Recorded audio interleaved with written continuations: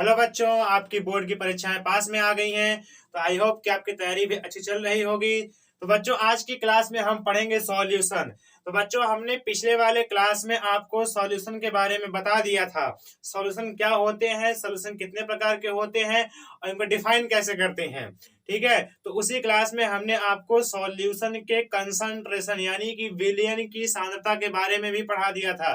कितने प्रकार के सांद्रताएं होती हैं।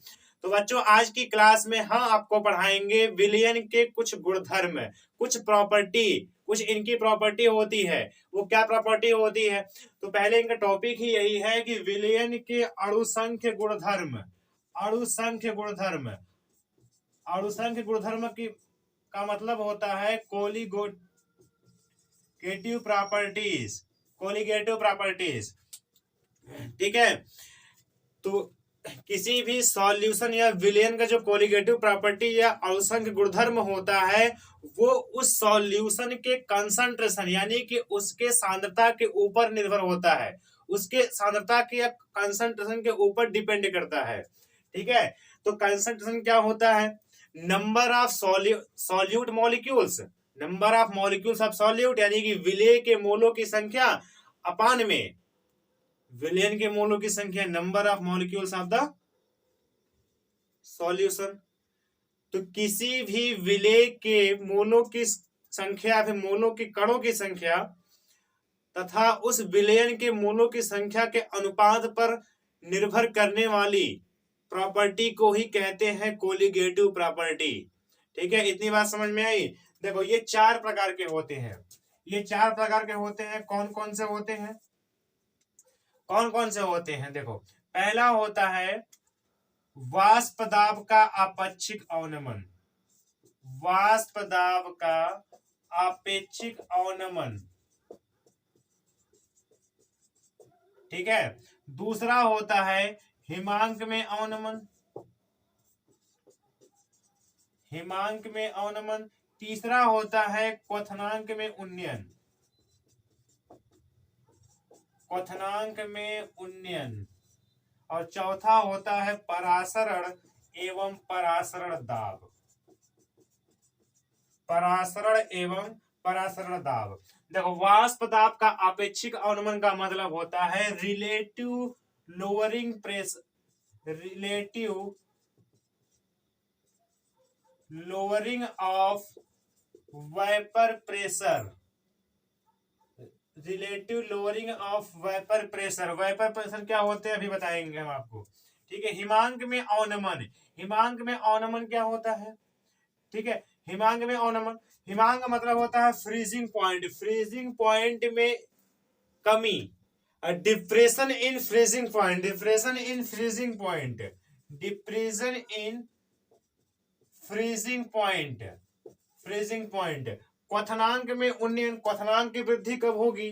ठीक है, देखो एक्चुअल में होता क्या है कि जब हम किसी भी प्योर सॉल्वेंट में, प्योर सॉल्वेंट की बात कर रहे हैं, देखो यहाँ पे प्योर सॉल्वेंट यानी कि शुद्ध विलायक की बात कर रहे हैं।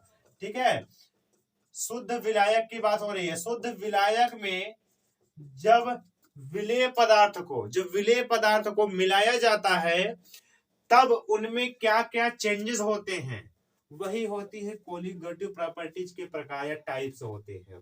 ठीक है, देखो जब प्योर सॉल्वेंट में सॉल्यूट को मिलाया जाता है तब उनके वेपर प्रेशर में कैसे लोअरिंग होती है, कैसे कमी होती है, फ्रीजिंग पॉइंट में कैसे कमी होती है और बॉइलिंग पॉइंट में कैसे इंक्रीजिंग होती है।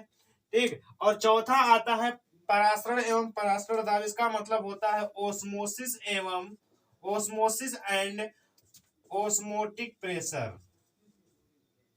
Osmosis and osmotic pressure.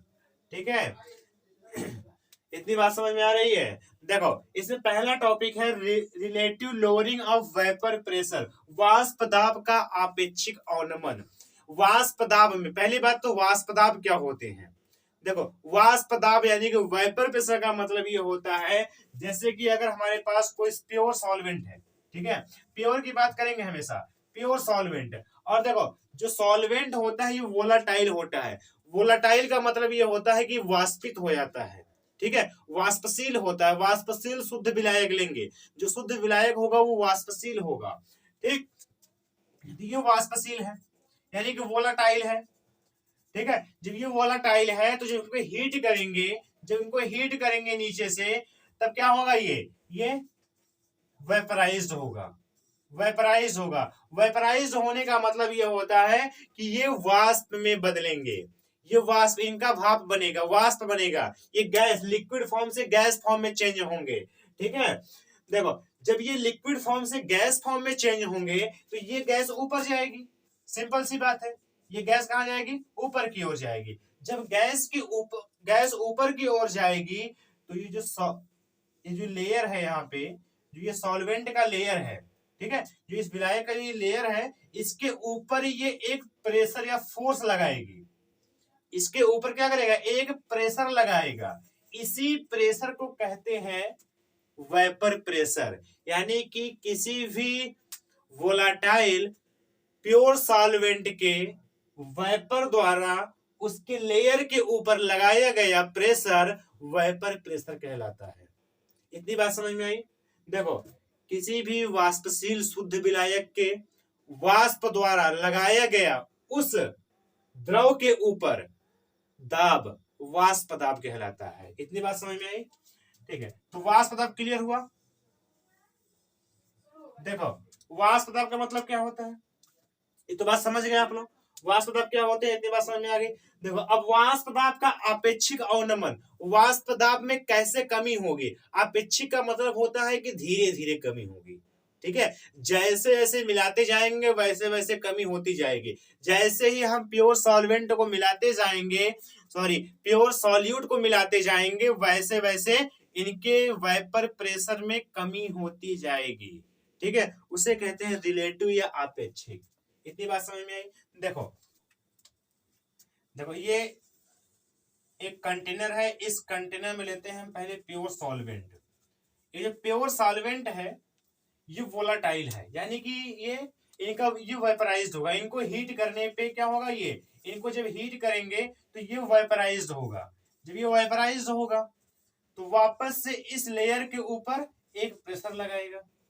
ठीक है, वापस से क्या लगाएगा, एक लेयर पे, इस लेयर के ऊपर प्रेशर लगाएगा। देखो, जब ये वेपराइज्ड होगा तो वहीं पे टेम्परेचर को कांस्टेंट कर देंगे, टेम्परेचर को ताप को स्थिर रखेंगे। ठीक है, सपोज का मान लो अगर वो 100 डिग्री सेल्सियस पे अगर वेपराइज होता है तो 100 डिग्री सेल्सियस पे ही उसको फिक्स कर देंगे। ठीक है, जब 100 डिग्री सेल्सियस को फिक्स कर देंगे तब देखेंगे कि जो इनका जो वाइपर प्रेशर है वो एक कंटिन्यूअसली बाहर होता रहेगा ऐसे, और इनके ऊपर प्रेशर अप्लाई करेगा। ठीक है, अब इसके बाद जैसे ही इसमें हम सॉल्यूट पार्टिकल, सॉल्यूट यानी कि विलेय पदार्थ जैसे इनमें मिलाएंगे, देखो जो यहाँ का सॉल्यूट पार्टिकल है या विलेय है ये नॉन वोलाटाइल है। क्या है ये, नॉन वोलाटाइल है। नॉन वोलाटाइल का मतलब होता है कि ये अवाष्पशील है, ये अवाष्पशील है। ठीक है, जब इस अवाष्पशील को इसमें मिलाएंगे तो ये वाष्पित तो होगा नहीं, ये वेपराइज तो होगा नहीं। जब ये वेपराइज नहीं होगा तो इनके भी वेपराइजेशन को ये कम कर देगा। देखो, हीट तो सेम है, हीट तो सेम है। जब इनको जैसे से मिक्स करेंगे तो जो इनका ये जो लेयर है ऊपर का, इनको ये कुछ ब्लॉक कर देगा, यानी कि इनके कुछ जगहों पर ये क्या हो जाएगा, जैसे मान लो कि ये सॉलिड के पार्टिकल्स है, देखो ये डॉट करे सॉलिड के पार्टिकल है, सॉलिड के पार्टिकल। ठीक है, जब इनको जैसे इसमें मिलाएंगे तो ये वेपराइज नहीं होगा। जब ये वेपराइज नहीं होगा तो इसके भी वाइपर प्रेशर को कम कर देगा। जैसे जैसे इनको मिलाते जाएंगे वाइपर प्रेशर इनका कम होता जाएगा। तो बस यही कॉन्सेप्ट है वाष्प दाब का अवक्षेपिक अवनमन। ठीक है, relative lowering of vapour pressure का कॉन्सेप्ट यही है कि जैसे ही सॉल्यूट पार्टिकल को मिक्स करते जाएंगे इसमें, वैसे ही इनका जो वेपर प्रेशर होगा वो कम होता जाएगा। ठीक, अब देखो इनको एक ग्राफ की हेल्प से समझते हैं। पहले ग्राफ कैसे बनाएंगे, ग्राफ कहां बनाएंगे, टेम्परेचर और वेपर प्रेशर के बीच में बनाएंगे ग्राफ। देखो ये लाइन है, नीचे जो है ये टेम्परेचर को इंडिकेट कर रहा है और ये वेपर प्रेशर यानी कि वाष्प दाब को इंडिकेट कर रहा है। ठीक है, अब देखो सपोज करो कि प्योर सॉल्वेंट था मेरे पास एक प्योर सॉल्वेंट था, उनका जो वेपर प्रेशर है कुछ यहाँ पे है, देखो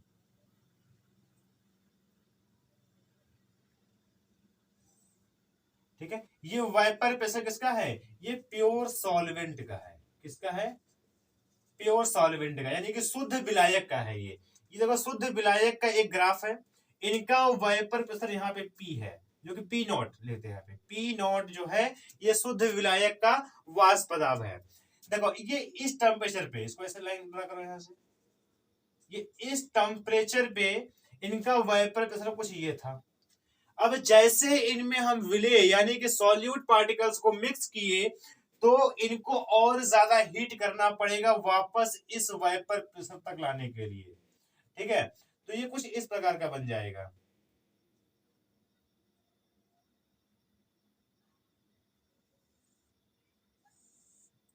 ठीक, अब देखो ये इसी टेम्परेचर पर अगर टेम्परेचर को कांस्टेंट रखते हैं, जैसे इनमें हम सॉलिड पार्टिकल्स को मिलाए तो जो इनका वेपर प्रेशर यहां था अब वो यहां न रखकर कहां बन गया, यहाँ पे आ गया पी, ठीक है। देखो ये सॉल्यूशन का है, ये किसका है, विलेयन का है।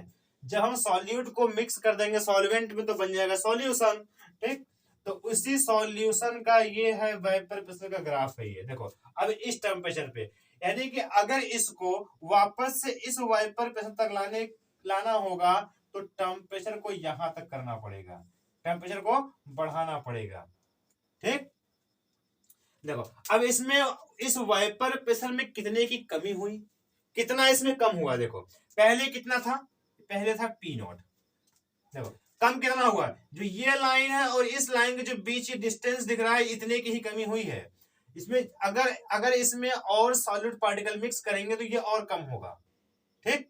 देखो कितने की कमी हुई, यानी कि जो इनमें अवनमन हुआ, जो इनकी कमी हुआ वो कितने की हुई, पहले था पी नॉट शुद्ध विलायक का या फिर प्योर सॉल्वेंट का वेपर प्रेशर पी नॉट था, अब उसके बाद कितना हो गया, ये पी हो गया, तो यही है उसका वाष्प दाब में कमी, वाष्प दाब में यानी कि वेपर प्रेशर में कितने की कमी हुई वो है पी नॉट माइनस पी, ठीक। अगर इनका रिलेटिव लोअरिंग निकालेंगे यानी कि इनका रिलेशन है वो निकालेंगे तो हो जाएगा P not minus P upon P, ये होगा relative lowering of vapour pressure के लिए formula, relative lowering of vapour pressure के लिए फार्मूला हो जाएगा P not minus P upon P not, ठीक है। इतनी बात समझ में आ गई। देखो अब इसी में एक आता है राउल्ट्स लॉ, राउल्ट्स लॉ क्या होते हैं,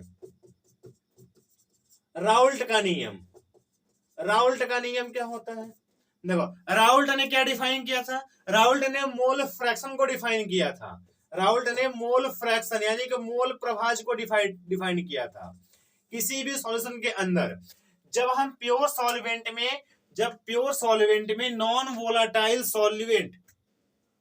वोलाटाइल सॉल्यूट पार्टिकल को मिक्स करेंगे तो जो इनका रिलेटिव लोअरिंग होगा, जो इनके वाष्प पदार्थ में कमी होगा या आपेक्षिक कमी होगा, ठीक है, जो इनका रेशियो होगा वो इन सॉल्यूट के, इसके सॉल्यूट जो सॉल्यूट हम मिक्स किए हैं उस सॉल्यूट के मोल फ्रैक्शन के इक्वल होगा, किसके होगा, सॉल्यूट के मोल फ्रैक्शन के इक्वल होगा, यानी कि विलेय पदार्थ के मोल प्रभाज के बराबर होगा, ठीक है। तो ये पहला तो हो गया वाष्प पदार्थ का अपेक्षिक अवनमन। दूसरा आता है क्वथनांक में उन्नयन, जब हम सॉल्यूट पार्टिकल यानी कि जब विलेय पदार्थ को शुद्ध विलायक में मिलाएंगे तो उनके क्वथनांक में कैसे उन्नयन होगा उसको भी ग्राफ से ही समझ लेते हैं। देखो दूसरा हेडिंग है इसमें क्वथनांक में उन्नयन, क्वथनांक में उन्नयन, क्वथनांक में उन्नयन का मतलब होता है elevation of boiling point, boiling point. देखो यहां पे एक वर्ड आया बॉइलिंग पॉइंट यानी कि क्वथनांक आया, क्वथनांक पहले कहते किसे हैं, बॉइलिंग पॉइंट कहते किसे हैं। देखो बॉइलिंग पॉइंट का वो मतलब होता है जैसे कि अगर कोई भी मेरे पास लिक्विड है, कोई भी लिक्विड है, अगर इस लिक्विड का जो वेपर प्रेशर होगा, इस लिक्विड का जो वेपर प्रेशर होगा ये एटमॉस्फेरिक प्रेशर यानी कि वायुमंडलीय दाब एटमॉस्फेरिक प्रेशर के इक्वल हो जाए तो उसे उस टेम्परेचर को कहते हैं क्वथनांक या बॉइलिंग पॉइंट कहते हैं। बात समझ में आई? नहीं आई? देखो, अगर मेरे पास कोई एक लिक्विड है, ठीक है, कोई एक लिक्विड है, ये इसका जो वेपर प्रेशर होगा यानी कि वाष्प दाब होगा, जो ये इन्वायरमेंटल है ना, इसके एटमॉस्फेरिक प्रेशर के अगर ये इक्वल हो जाता है, जिस टेम्परेचर पे इक्वल होगा उस टेम्परेचर को कहते हैं क्वथनांक या बॉइलिंग पॉइंट कहते हैं। इतनी बात समझ में आई? ठीक है। अब देखो, जो बॉइलिंग पॉइंट समझ में आ गया तो उनमें जो एलिवेशन होगा, जो उनकी वृद्धि होगी, जो इसमें इंक्रीजिंग होगा, वो भी समझ में आ जाएगा। ठीक है। देखो,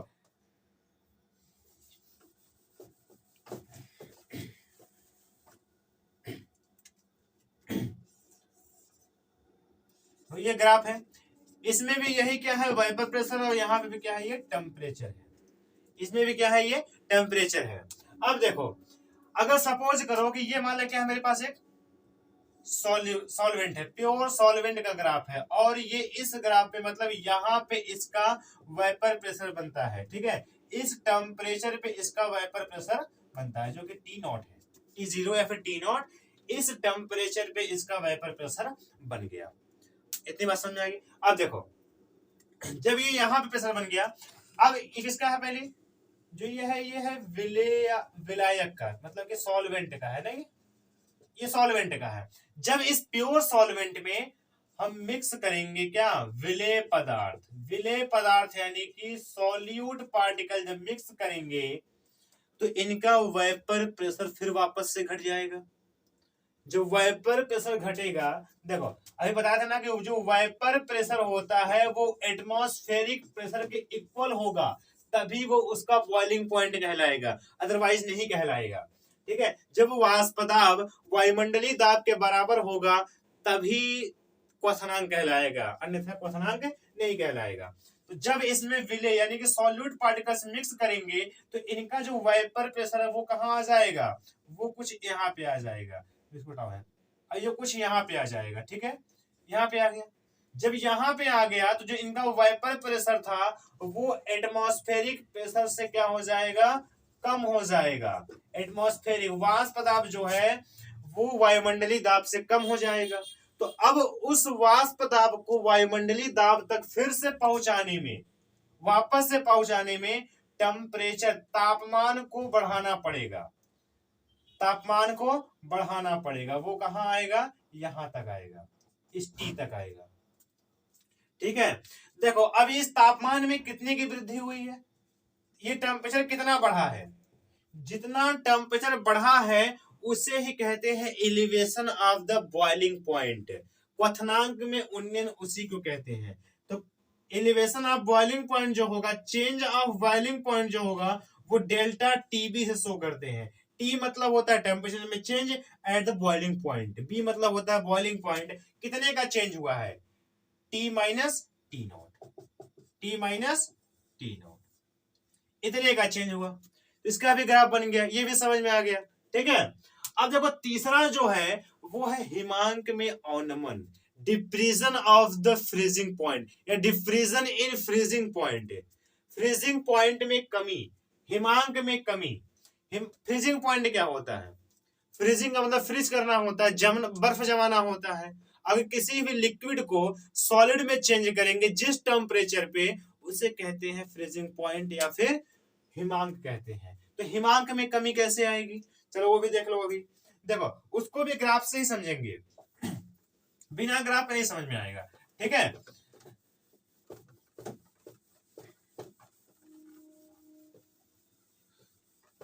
देखो जो चीजें नहीं लग रही होगी उससे फटाफट से कॉपी में नोट करते जाना।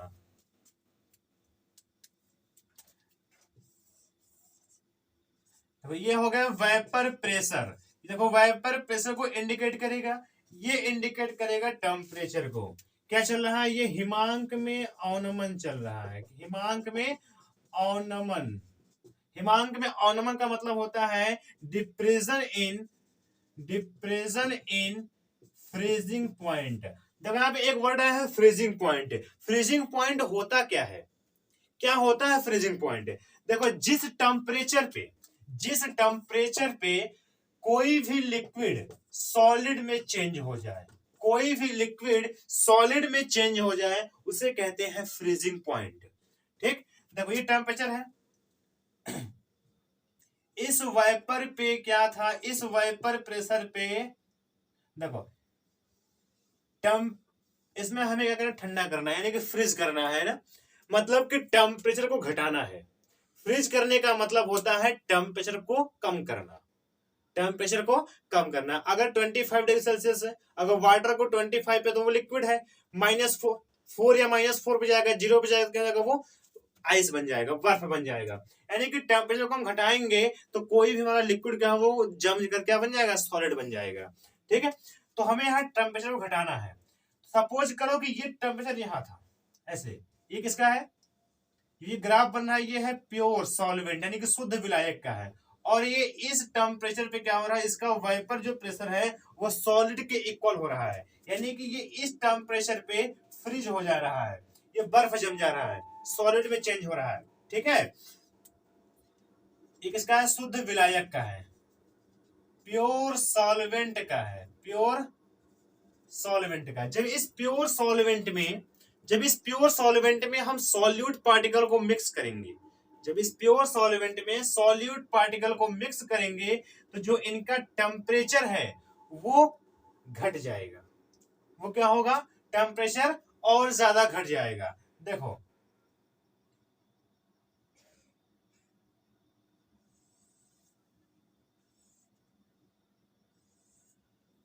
ठीक, ये इस टेम्परेचर पे क्या हो रहा है, ये फ्रीज हो रहा है। देखो यहाँ पे क्या था, ये T0 था, यहाँ पे T हो गया। ठीक है, अब देखो ये इस टेम्परेचर पे प्योर सॉल्वेंट यानी कि शुद्ध विलायक जो था वो इस टेम्परेचर पे फ्रीज हो रहा था। जैसे ही इसमें हम क्या मिक्स किए, सॉल्यूट पार्टिकल मिक्स किए, विलेय पदार्थ मिक्स किए, तो इनका जो टेम्परेचर है वो पहले से और ज्यादा कम हो जाएगा। ठीक, पहले से क्या होगा, और ज्यादा कम होगा। कम होने का कारण क्या है, क्योंकि ये अवाष्पशील है, नॉन वोलाटाइल है। जब ये नॉन वोलाटाइल है तो ये वाष्प दाब को और कम करेगा, तो जल्दी से फ्रीज होगा, यानी कि टेम्परेचर को और ज्यादा कम करना पड़ेगा। ठीक, तो जो इनमें चेंज होगा delta T, change in temperature freezing point F equals to क्या हो जाएगा, T0 माइनस टी। ठीक, तो जस्ट उसी का अपोजिट है। ठीक है, बॉइलिंग पॉइंट और फ्रीजिंग पॉइंट एक दूसरे के जस्ट अपोजिट है, इनका फार्मूला भी अपोजिट ही आएगा। तो ये 3 टॉपिक खत्म हो गए, इसके कोलिगेटिव प्रॉपर्टी के 3 टॉपिक तो क्लियर हो गए। चौथा जो टॉपिक आता है वो है osmosis and osmotic pressure, osmosis and osmotic pressure, परासरण एवं परासरण दाब। परासरण एवं परासरण दाब होते क्या है, पहले देखो परासरण, ये जो ये वर्ड है ये एक नया वर्ड है। ठीक है, परासरण क्या होता है, देखो परासरण एवं परासरण दाब, ओस्मोसिस एवं ओस्मोटिक प्रेशर। ठीक है, ओस्मोसिस एंड ओस्मोटिक प्रेशर, परासरण एवं परासरण दाब। देखो जब हम सॉल्यूशन को बनाएंगे, जब हम विलयन बनाएंगे, तो उसका कुछ न कुछ सांद्रता होगा। क्या होगा, सांद्रता होगा, यानी कि कंसंट्रेशन होगा, उसका क्या होगा, कंसंट्रेशन होगा। अगर मेरे पास दो चीजें हैं, दो सॉल्यूशन है, ठीक है, अगर मेरे पास दो विलयन है तो उनका जो सांद्रता है वो अलग अलग है, हमने उसका अलग अलग रखा है। जब दोनों को आपस में मिक्स करेंगे, जब दोनों को आपस में मिक्स करेंगे तो क्या होगा, दोनों का जो कंसंट्रेशन होगा वो इक्वल हो जाएगा। ठीक है, अगर फिर उन्हें वापस से अलग करना हो, अगर उन्हें फिर वापस से अलग करना हो, या फिर ऐसे कह लो कि अगर मेरे पास शुगर है यानी कि चीनी है, चीनी को जो वाटर में मिक्स करते हैं तो बनेगा एक यहाँ पे सॉल्यूशन। क्या बनेगा, सॉल्यूशन। शुगर क्या है, ये विलेय पदार्थ है यानी कि सॉल्वेंट है, सॉल्यूट है। और जो वाटर है ये क्या है, पानी जो है ये क्या है, ये विलायक है। विलायक का मतलब होता है सॉल्वेंट। क्या होता है, सॉल्वेंट। जब इनको मिक्स करेंगे तो बनाएगा यहाँ से विलेन या फिर सॉल्यूशन बनेगा। ठीक है, तो सपोज करो कि इनकी जो कंसंट्रेशन है वो क्या है, कम है। इनका जो कंसंट्रेशन क्या है, कम है। अगर इसमें कुछ और चीजें मिक्स करते हैं जिसका कंसंट्रेशन ज्यादा हो, तो जो ये विलायक है, जो ये विलायक है, यानी कि जो ये विलायक है, प्योर सॉल्वेंट है, वो लो कंसंट्रेशन से हाई कंसंट्रेशन की ओर ऑटोमेटिक फ्लो होने लगता है, तो उसे ही कहते हैं ओस्मोसिस या परासरण। कम सांद्रता से अधिक सांद्रता की ओर स्वतः प्रवाहित होना ही परासरण कहलाता है। जैसे किशमिश का फूलना,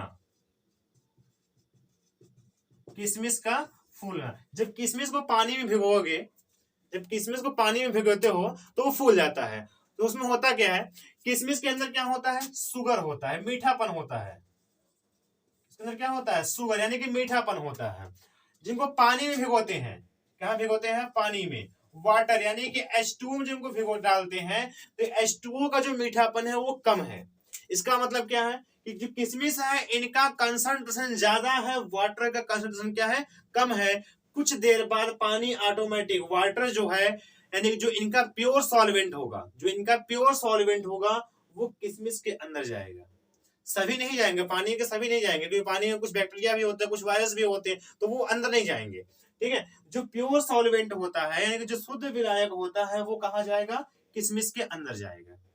ठीक, तो यानी कि लो, यहाँ तो क्या, यहाँ पे देखो लो कंसंट्रेशन है, यहाँ पे जो इनकी सांद्रता है वो बहुत ही कम है, और इस किशमिश के अंदर क्या है, इनकी जो सांद्रता है वो बहुत ही ज्यादा है। तो कम सांद्रता से अधिक सांद्रता की ओर, लो कंसंट्रेशन से हाई कंसंट्रेशन की ओर ऑटोमेटिक फ्लो होना ही ओस्मोसिस कहलाता है, ओस्मोसिस या परासरण कहलाता है।